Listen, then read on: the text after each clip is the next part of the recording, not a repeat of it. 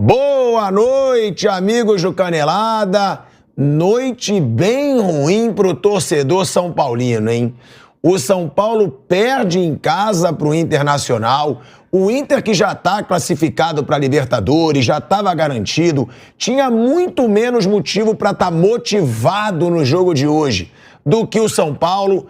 E o São Paulo mais uma vez decepciona o seu torcedor. E agora o São Paulo não tem mais chances de ficar no G6.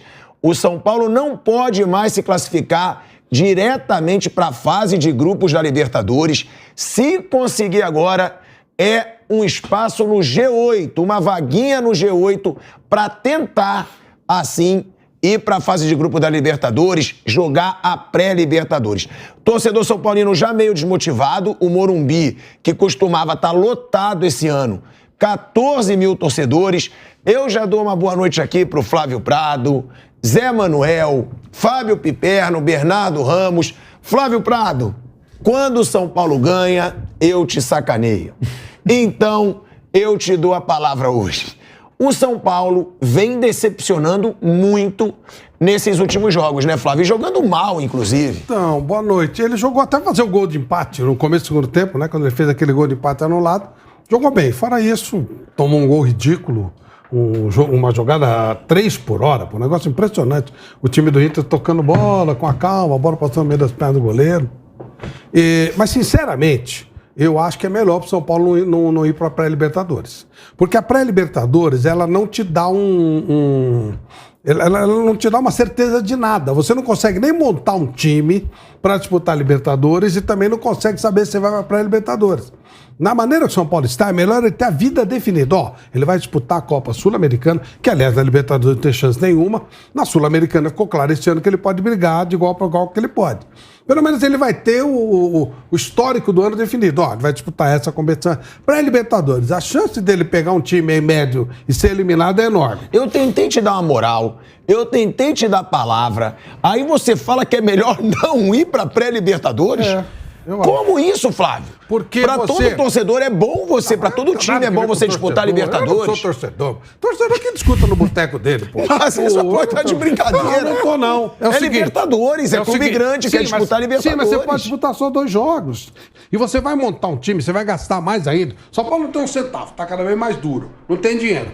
Aí você fica com a ilusão da Libertadores. Você gasta uma fortuna, o São Paulo vai comprar um monte de jogador, não vai pagar, vai continuar devendo, aquela coisa toda, pensando em Libertadores. Faz 2 jogos e é eliminado, antecipa a pré-temporada e acaba ficando frustrado. Mas ele pode passar, então. Mas é essa insegurança que o São Paulo não tem condição de bancar. Não dá, porque ele não tem hoje, sabe, condição suficiente para montar o time para a Libertadores e se der errado ele vai para pré. Mas que ele participe da Libertadores com esse time. Mas é melhor você disputar a Libertadores do que a Sul-Americana. Claro que é. Até porque se você for eliminado da Libertadores, você pode ir para a Sul-Americana. Mas não na pré-Libertadores. Ele não vai para a Libertadores, vai para pré. Se ele for eliminado, ele não vai disputar nada, vai custar, que vai ter ilusão. Só pode ter essa mania de narizinho empinado e achar que é soberano. Ele vai para pré-Libertadores para jogar com o Curicó unido e já vai achar que é soberano. Já vai aparecer o Geiso e tal. Aí perde, fica com mais dívida e não consegue se programar. Tem que antecipar a pré-temporada, se bem que o negócio da Copa vai dar para antecipar. Então acho que o São Paulo não tem que criar ilusão. São Paulo não tem capacidade para ganhar a Libertadores.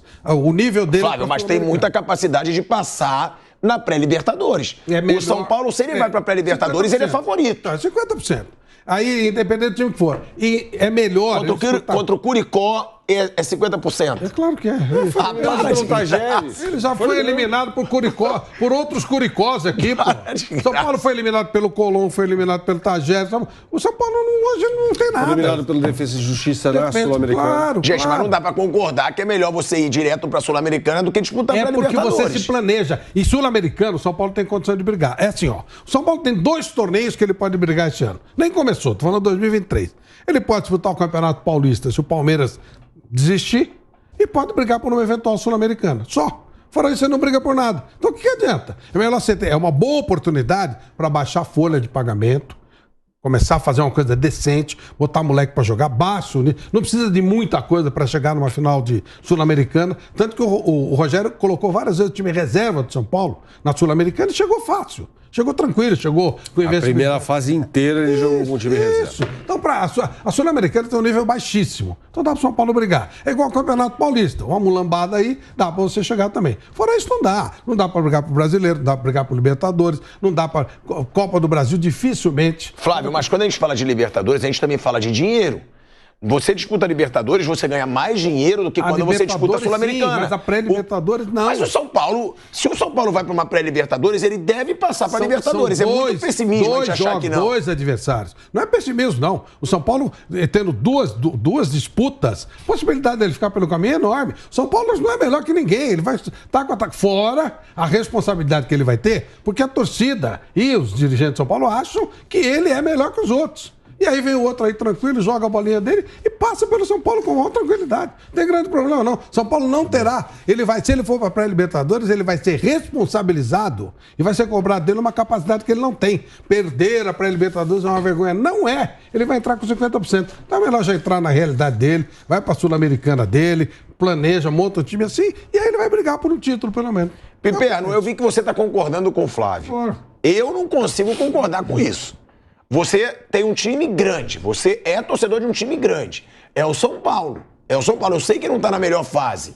Agora, você pode disputar a Libertadores. 11 anos você não está na melhor fase. Há rápidos 11 anos. Eu sei, Flávio, mas é muito raro hoje você ter um time no futebol brasileiro que chegue numa Libertadores e você acha que vai ser campeão. Só Flamengo, Palmeiras, talvez Atlético Mineiro se melhorar, porque esse ano foi pífio, e o Corinthians, que também faz um elenco forte, mas que não fez jus ainda aos nomes que tem dentro de campo.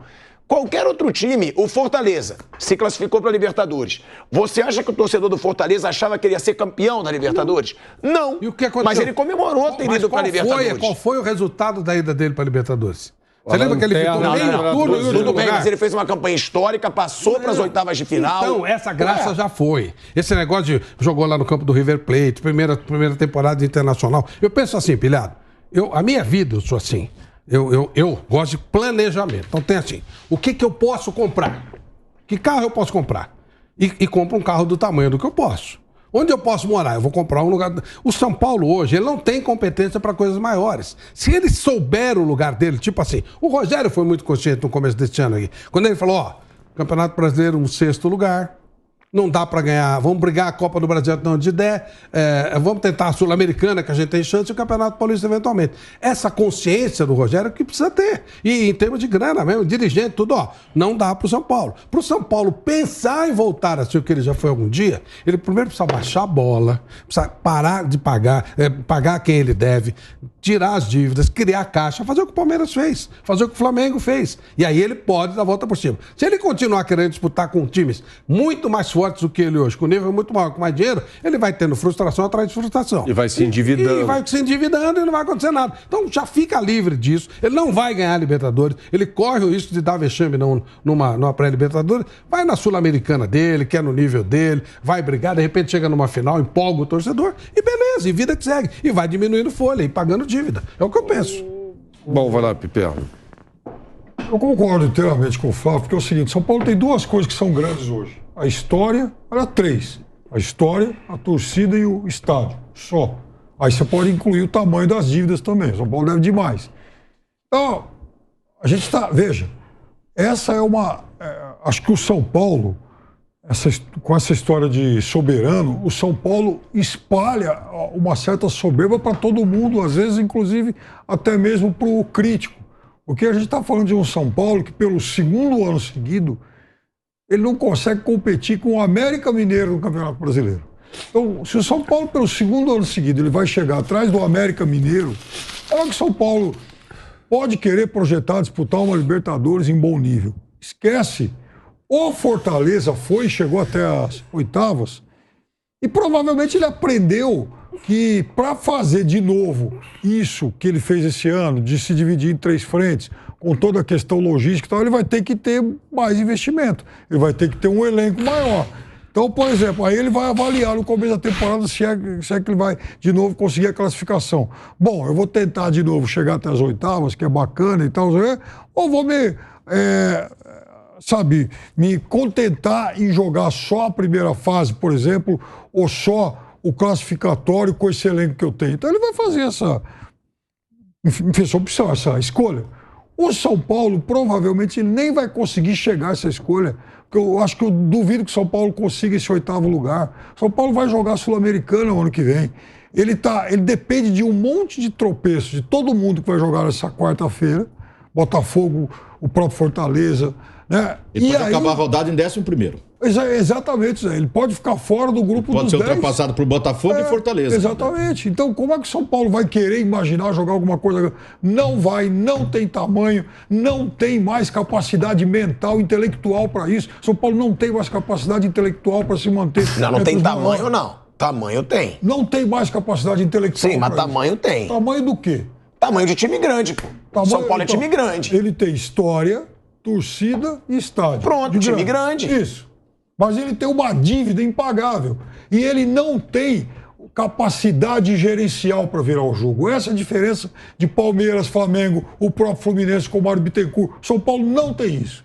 Mas é isso que eu ia te falar. O São Paulo tem uma coisa que é cômica. Uma das coisas mais engraçadas do futebol brasileiro esse ano foi pegar o balanço do São Paulo publicado em jornais. Você pega aquelas 10 folhas de balanço, aquele monte de letra... Um monte de letra pequenininha, você vai ver as dívidas do São Paulo e principalmente você vai ver para quem o São Paulo deve, é de chorar de rir. São Paulo deve até pro Jonathan Cafu, São Paulo deve pro um monte de jogador perna de pau, e você começa a olhar ali e fala, pô, como é que o São Paulo deve dinheiro para esse cara ainda? O jogador que passou pelo clube 10 anos atrás, era ruim de bola e o São Paulo ainda deve.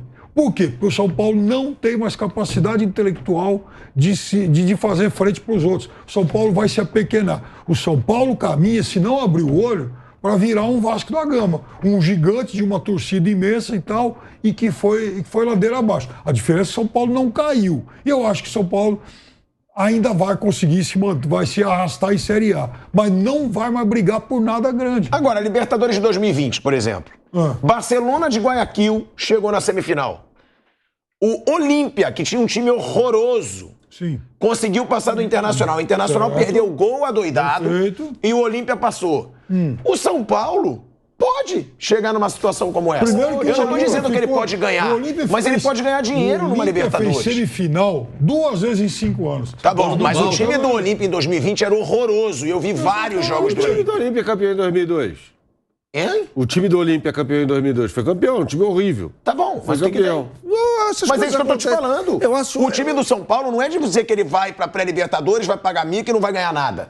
Ele pode, eu não digo que ele pode ser campeão. Não pode. Campeão não pode, porque hoje os times que estão mais ricos, eles são muito, eles estão muito à frente. Agora, ganhar dinheiro pode. O São Paulo pode ir para umas quartas de final de Libertadores. E isso quer dizer dinheiro. Pode, mas a torcida acha que tem que ganhar. Mas aí não, mas aí o torcedor tem que saber. Não sabe. É fazer campanha, é fazer caixa. O torcedor do São Paulo tá em estado de choque. E o Rogério Ceni falou com o elenco também, porque eles perderam do Independente Del Valle. São Paulo não é maior que o Independente Del Valle nos últimos tempos. Nem a pau. Gente, nem a pau. Não é melhor, né, Flávio? Você sempre fala isso de maior, ele não é melhor. A estrutura do Del Valle supera em muito a do São Paulo. Nos últimos, um time novo, jovem, tem isso, tá ganhando duas. São Paulo não ganha nada. Então, perder pro Del Valle era natural. Podia ganhar, claro que podia. Mas eles estão ali, ombreados. Parece que foi um choque. Nossa, o São Paulo perdeu. Perdeu de um time do nível dele. Ou talvez até um pouquinho melhor, mais estruturado. Então, não tem, sabe? Tem que baixar a bola. O que você fala desse negócio de soberano, do torcedor sempre, né? O torcedor acredita, sim, que ele pode disputar títulos. Hoje, o torcedor vaiou o São Paulo depois do jogo. E o Caleri, que eu acho que dá pra dizer que é um dos poucos que se salvam nessa temporada de São Paulo, ele fez um desabafo.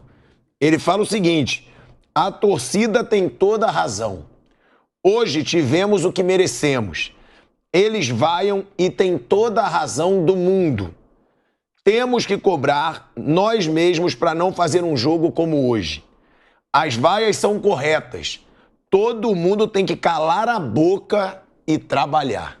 Mirado, eu acho assim, ó. Nós temos dois modelos que deram muito certo. No Esse todo mundo tem que calar a boca. Será que tem a ver com as rusgas que deram recente também em vestiário, pode ser, indireta, pode ser. ou não? Calar a boca para não reagir à torcida. Eu acho que é não reagir em nada. Mas, ó, nós temos dois modelos que deram certo no futebol brasileiro recentemente. Palmeiras e Flamengo.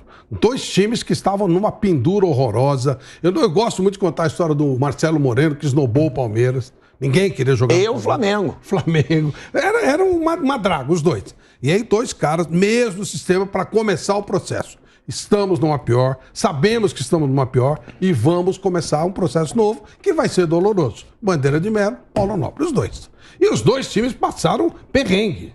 Mas a primeira coisa que você tem que reconhecer, ó, eu estou pequeno. Para eu voltar a ser grande, eu vou ter que arriscar tudo. Sabe aquele cara que faliu? O cara faliu.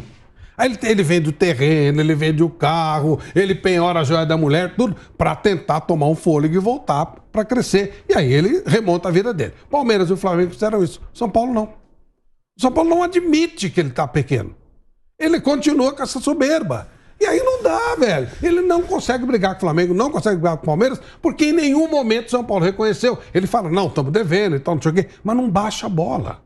Então chegou e disse assim, ó, seguinte, por isso que eu falo, esquece Libertadores, não é a praia de São Paulo. Ó, o que nós vamos fazer? Vamos brigar pela Sul-Americana, humildemente, com um time mais humilde, baixar...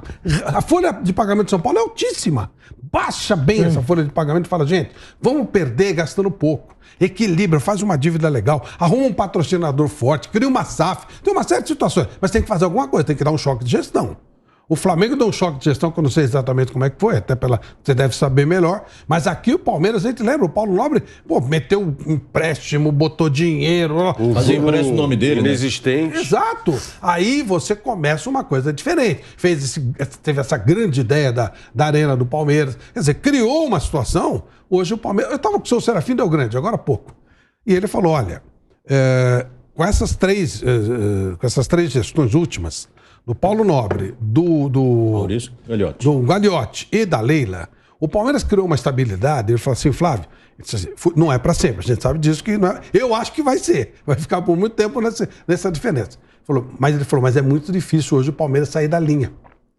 Sabe, tipo assim, o Flávio Prado, que não é um grande administrador.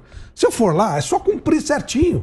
Tá tudo certinho, tá tudo alinhado. Hoje difícil não se esqueça que o São Paulo tinha a melhor administração do futebol brasileiro e conseguiram Mas aí chegou estragar, o Juventus, né? né? Conseguiram estragar. Então, conseguiram chegar, pegaram que eles transformaram no herói. O cara que destruiu o São Paulo.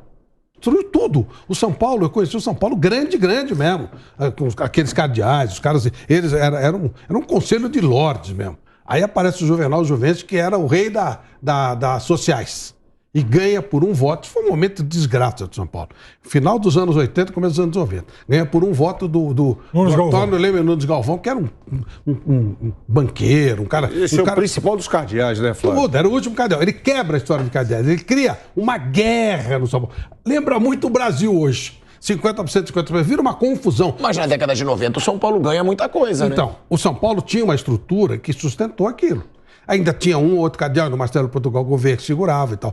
Quando o Marcelo Portugal Gouveia, infelizmente, morre, muito precocemente, o clube ficou na mão do Juvenal Juvencio, que não tinha capacidade nenhuma para fazer aquilo. E o São Paulo muda estatuto e tal, para entrar. Eu não sei qual era o encanto do Juvenal Juvencio, porque a história dele não credenciava nada.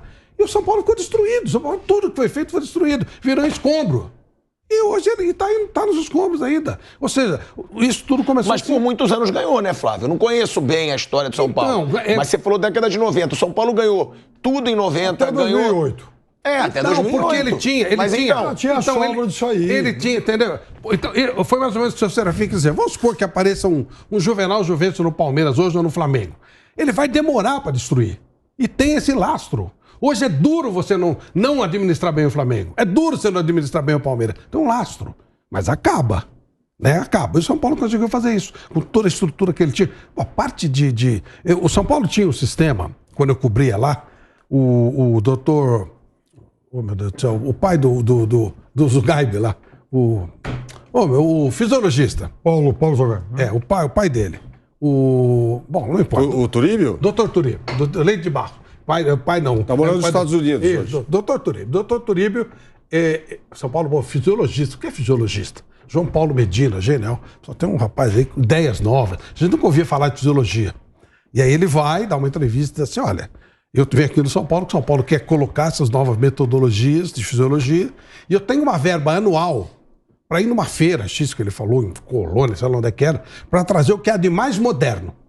Todo ano eu vou lá e vou modernizar. Então começou o trabalho de fisiologia, aí todo ano ele renovava aquele sistema. Olha, era verba separada do São Paulo para aquilo. Então São Paulo era um clube de ponte, de ponte, de ponte. Aí os outros começaram a pensar em fisiologia. O Medina foi contratado pelo Corinthians para levar a fisiologia, foi mandado embora para o Matheus, que o Matheus falou que ele era comunista, porque ele andava com um caderninho debaixo do braço fazendo anotação. Eu estou desconfiado desse rapaz. Isso foi manchete. Eu estou desconfiado desse rapaz, ele fica com um caderninho debaixo do braço fazendo anotação. Acho que ele é comunista, sei lá que raio que o Matheus pensou. Ele já tinha implantado isso no São Paulo. Olha onde o São Paulo estava na frente. O Moraci Santana, preparador físico, que acabou sendo preparador físico da seleção em 1994 na Copa, foi o primeiro profissional que eu vi, me corrija se eu estiver errado, com um laptop no banco de reservas. Sim, tudo coisa de São Paulo. São Paulo tinha tudo. São Paulo era precursor de tudo, modelo. O CT de Curitiba, tudo, coisas assim extraordinárias, tudo acima da média. Mas aí você consegue degradar, velho. Se você não... Sabe, aí o furacão Juvenal Juventus destruiu tudo. Ah, não, como diz o Pilhado, é verdade. Ah, não, ele ganhou. Sim, ganhou com o laço do resto. Quando ficou na mão dele, virou o que virou. E principalmente virou uma zona, aquela confusão. 50% do lado, 50%... Sabe? Isso não vai a lugar nenhum, a gente sabe disso. A gente sabe como é que é esse modelo. Hoje, quem pode, no São Paulo, substituir o Júlio Casares e fazer um trabalho melhor? Difícil. Porque o São Paulo é eminentemente político. Só se for SAF. Só se for SAF. Marco Aurélio Cunha. Então, mas ele teria as mesmas dificuldades. É. Porque você vai dizer, eu já falei 1000 vezes isso aqui, o Júlio Casares é uma pessoa ruim? É uma pessoa mal intencionada? Não mesmo. O Belmonte trabalhou com a gente aqui? Não. Mas você tem que negociar. O São Paulo é um clube de negociações, sabe? Tem o tal Dedé lá da Social, que eu não conheço, e ele tem muita força política. Não estou dizendo que seja má pessoa, não sei nem quem é o Dedé. Mas tem que negociar com ele. Aí como é que você vai governar? Não dá.